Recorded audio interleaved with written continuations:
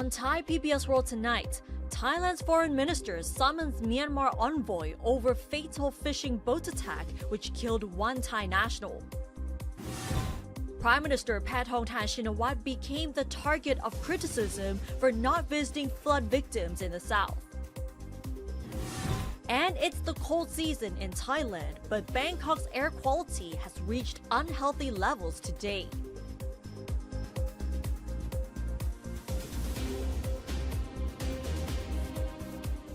Suthida and good evening and welcome to Thai PBS World Tonight. I'm Nat Bunna. I'm Frank Kanchi. And could you believe it? It's already December. So that means we only have a few days to go until Christmas and New Year's. The end of this year.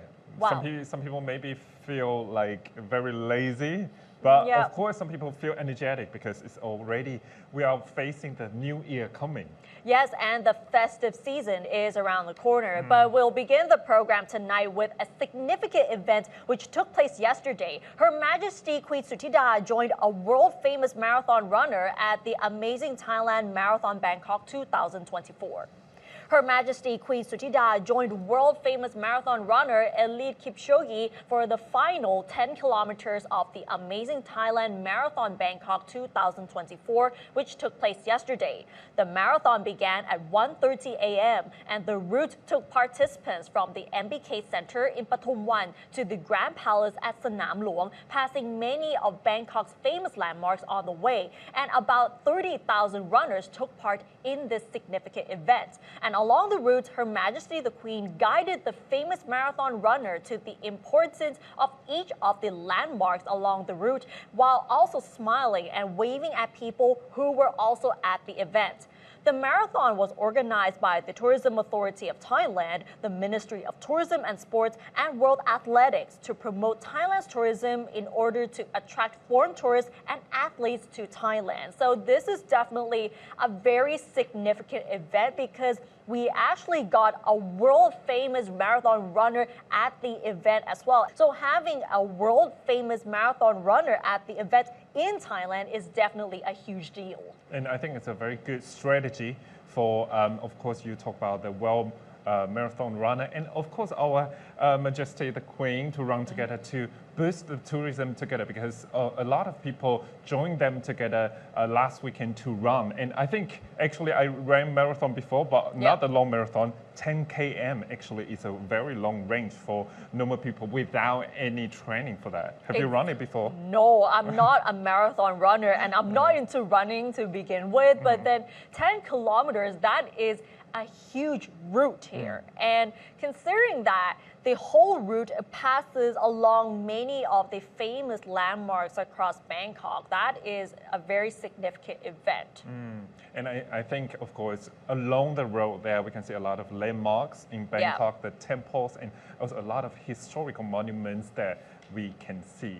And another issue we have to talk about, of course, is international relations too, because I think Thailand recently, we face a lot of disputes at border, because at the east side, of course, for the maritime border, we still negotiate with Cambodia, but this time we talk about our west side, which is Myanmar, because Myanmar Navy officials attacked Thai fishing vessels and took 31 crew members into custody, including 4 Thais.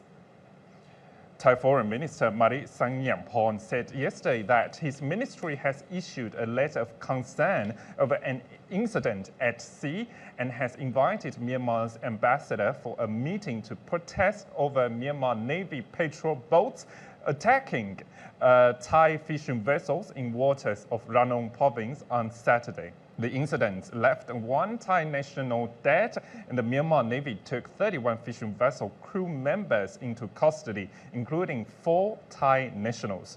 He said that we will emphasize to him that Myanmar must take responsibility for the incident because their personnel used excessive force.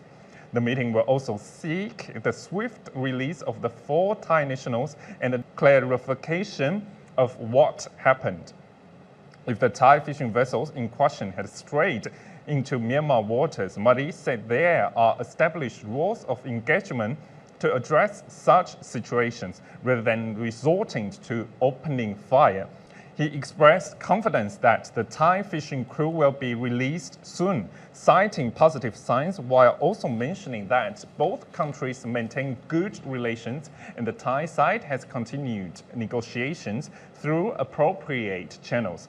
Previously, the Thai Navy is ready to retaliate against Myanmar's Navy if they intrude into Thai waters and attack Thai fishing boats. According to Thai fisheries officials, the incident took place at about 1 a.m. on Saturday when 3 Myanmar patrol boats approached the Thai fishing boat near island in Thai water and opened fire. 2 crewmen were killed, a Thai and a Burmese. 1 fishing boat was impounded along with its 31 crew. So of course, we can see Thai borders there. There are a lot of disputes at the border right now, and Myanmar, of course, our border country there, still underwater. We're still on this dispute, and of course, Marit, our foreign minister, already said that he was summoned the Myanmar ambassador to Thailand to raise concerns over this issue. And the negotiations in light of the disputes, whether it's between Thailand and Cambodia or Thailand and Myanmar, this is going to be a tough one. So we will wait and see how this will be resolved. And now let's turn to the flooding situation in the south, where provinces such as Narathiwat and Pattani have declared flood disaster zones, while Yala province experienced the worst flooding in 30 years. But during the past week, there has been some drama on social media because netizens were criticizing Pathongtan Shinawatra for not visiting flood victims in the south, but she ended up in the north. So Prime Minister Pathongtan Shinawatra, who was in Chiang Rai to follow up on its flood recovery process, responded to claims that she has abandoned the flood victims in the south. The Prime Minister denied that she's ignoring the southern flood problem, adding that her husband is a southerner, and the tagline during that interview was that her husband and her husband's family is from the south, and that if she really abandons or does not love the southern people, there's no way that she would even marry a southerner. Pathongtan further explained that since the floods occurred, ministers, namely Interior Minister Anutin Charnvirakul and Deputy Prime Minister and Defense Minister Phumtham Wechayachai have coordinated with authorities immediately. She also mentioned that some deputy ministers and ministers were already in the south to help the flood victims, adding that as much as she wants to travel to every province that is affected, it is not possible for her to do so.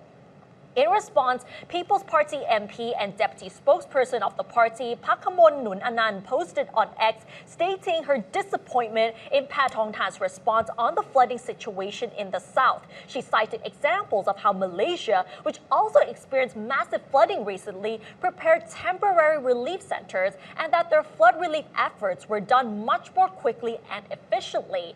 Pakamon further stated that how Pathongtan handles crisis management would prove how much she cares about the people, not just saying that she's a wife of a southerner and that would mean she loves the southern people. Meanwhile, the deputy leader of the United Thai Nation Party, Thanakorn Wangbunkongchana, has urged people to stop criticizing the government over alleged double standards in the treatment of the flooding in southern provinces. In defense of the government, Thanakorn claimed that several ministries have sent people, equipment, and materials to help southern flood victims, adding that troops in particular have been helping to evacuate the victims to safer places. At the same time, the Energy Ministry has ordered fuel and gas to be sent to the south after it was reported that supplies would run out in a few days because road access to the provinces has become very difficult. Advisor to the Prime Minister and former Red Shirt leader Nattawut Saikul claimed in his Facebook post today that neither the government nor the Prime Minister are biased against Southerners. He claimed that the Prime Minister's visits to Chiang Mai and Chiang Rai, which coincided with the massive flooding in the 4 southern provinces, was planned before the flooding occurred. Nattawut also said that the Prime Minister mentioning that her husband is a Southerner to indicate her concern over the flooding in the region should not even be used to paint the Prime Minister in a negative light. Well, that is a huge drama on social media surrounding Prime Minister Pathongtan Shinawatra, but on one side of it, it is quite understandable that the Prime Minister may not be able to travel to all provinces that are flooded, considering that the the process in terms of the flood recovery in Chiang Mai and Chiang Rai was actually pre-planned, but the flooding in the south it just came like at the same time. It's a very catastrophic event in southern part of Thailand. And I think for those victims or those got affected in southern part of Thailand, they really want to see the support, not just the face of Prime Minister, of course. They want to see the material support there. Of course, like officials say that troops already be sent there, materials, all those goods are sent there. But of course, this is a very sudden event that you can see on the screen right now. A few months ago, we see Chiang Rai and Chiang Mai got affected by flooding, and right now southern part. So, Prime Minister, if she has more time, if she is really can adjust her schedule, I think she would want to go there, of course. But now she's in northern part. Of course, some political analysts say that, okay, of course, the northern part is very important for Pheu Thai and she couldn't go to south. But right now, she is the prime minister for every Thai citizen. And looking at the footage right now, you can see how severe the flooding is in the south. You can, like, especially in Yala, that they experienced the worst flooding in more than 30 years, and the flood levels have reached their chest levels already, and many of the households are severely affected. So what is happening with the flood relief efforts there? So the people are waiting for help actually, but then even though the prime minister is not there, but at least some equipment or some flood relief efforts should be there immediately. Like People's Party MPs say that, where is the relief center? What about the relief measure there that the government can help? And of course, this is kind of like a mental support. If they can really see Prime Minister on the ground to see the situations, to really see how to solve the flooding down there, but not yet. Right, and now that the flooding situation in the south is quite severe at the moment, but the southern provinces might deal with another round of bad news because the rain is forecast to be like this week, and the flooding situation, if it's not improved, it will go through the New Year's as well. Wow, it could be a very long time because New Year, it means that 4 weeks to go. Yes, so we have to, like, I'm out of words at the moment with the whole situation, but if you're living in the south, do stay safe. And still about the government, but not really about the flooding situation, but about the notorious case of the rice pledging scheme. If we are talking about the Yingluck government, one of the top policies that were initiated during her administration was none other than the infamous rice pledging scheme. So Bunsong Teriapirom, the former commerce minister who was jailed for 48 years for his role in the fake government-to-government agreements in the controversial rice pledging scheme during the Yingluck Shinawatra administration, will be released on parole today. After his release, Bunsong, who is now 64 years old, will be required to wear an electronic monitoring bracelet for 3 years and 5 months. And to take a look back at the case, on August 25, 2017, the Supreme Court sentenced Bunsong to 42 years in prison for his role in the G2G rice scandal. In its ruling, the court found that the G2G contracts to export pledged rice to China were fabricated and involved the sale of the pledged rice to private companies, which then sold it to a third party. And on September 6, 2019, the court increased the sentence for Bunsong to 48 years. The verdict against Bunsong came just hours after former Prime Minister Yingluck Shinawatra failed to appear at the Supreme Court for the verdict in a negligence case brought against her over the rice scheme introduced in 2011. Bunsong's sentence was reduced multiple times by royal commutation, bringing it down to 10 years, and he was initially scheduled to be freed on April 21, 2028. And as for Yingluck Shinawatra, she was previously sentenced in absentia to 5 years in prison in 2017 over this rice pledging scheme. An arrest warrant was issued and the statute of limitations has not expired. The administrative court, however, revoked an order from the finance ministry ordering Yingluck to pay a compensation of 35.7 billion baht for the damage caused by the scheme, as well as an order to freeze Yingluck's assets. So the rice pledging scheme was a huge scandal during the Yingluck administration, and many of them were held accountable for what they did many years ago. And it's kind of like a twist and turns because we see that, of course, as what you said about Boon Song here, jailed for 48 years and might be released very soon. So it still takes time to see how, the political sphere, how the analysts say and how the analysts talk about that, because it's a very controversial scheme here, right? Yes, and if we remember, based on the information that we found, the rice pledging scheme is estimated to have cost 787 billion baht in damages. And you might remember that Phum Tham ate that 10-year-old rice in front of reporters, and that was the rice that was in that, in that warehouse for more than 10 years. So just to prove that the quality of the rice is still there, even though it has been kept for over 10 years. And it also produced a shockwave to international relations too, because one of the stories that I memorize a lot is when I interviewed the Kenya ambassador about that. So of course we will have a recap on this week soon. Of course, we still have to wait. We still don't get a lot of information about this jail term yet. And we will have a lot of political analysis there to talk about this issue. And another part we have to talk about is the weather, because of course, this time is kind of like a cold season in Thailand. If you live in Thailand for a long time, you might feel that breeze right now when you go out in the morning, but you might need to wear a mask because the dust pollution is quite high today. It's the cold season, which also means it's dust pollution season as well. Air quality in Bangkok today is poor, with the amount of PM 2.5 dust in the atmosphere measured in 63 places as exceeding the 37.5 micron safety level, according to the Air Quality Information Center of Bangkok Metropolitan Administration.